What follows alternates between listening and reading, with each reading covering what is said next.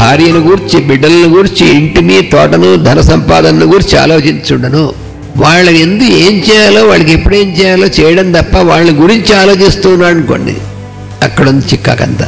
భార్య ఎందవచ్చు, పిల్లలైందవచ్చు, ఆస్తిపాసులైందవచ్చు, నేనైనా అవ్వచ్చు.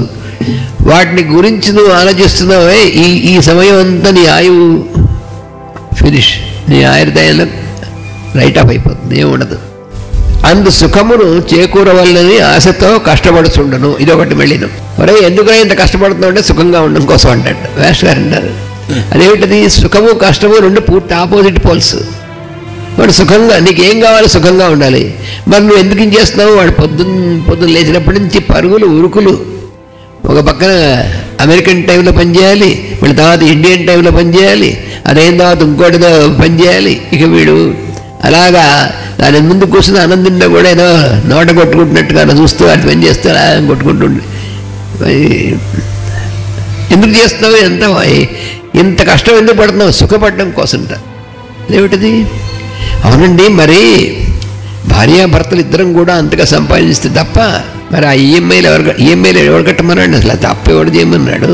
అందుకని అవి కట్టాలంటే ఇద్దరు కూడా చచ్చేట పని చేయాలి. ఎంతో కష్టపడుతున్నారు.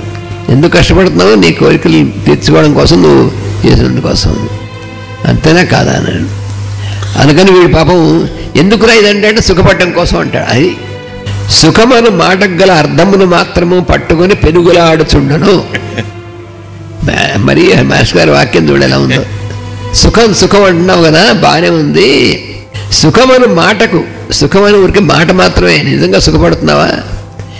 దాని అర్థము తెలియక పట్టుకుని పెనుగులాడుతుండను అన్నారు.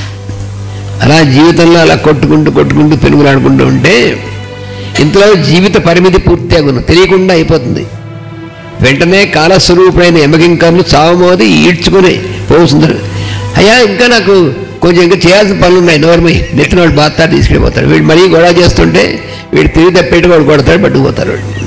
ఆ చివరి క్షణంలో అయ్యో పుణ్యం చేయనైతేనే పాపాసక్తితో జీవితం పాడు చేసుకుంటుని అని మొత్తుకొనను అంటే బ్రాకెట్లు వచ్చారు. చనిపోయే ముందు వ్యాధులు, ఇతరులకు చేసిన వాగ్దానములు, వ్యవహారములు, చిక్కులు, దేహమును, మనస్సును బాధించుండను అన్నారు